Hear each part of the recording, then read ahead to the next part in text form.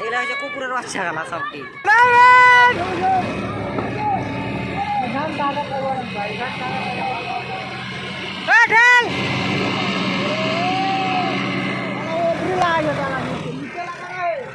দিনু বাতা খুলে উপরে করে দিবি।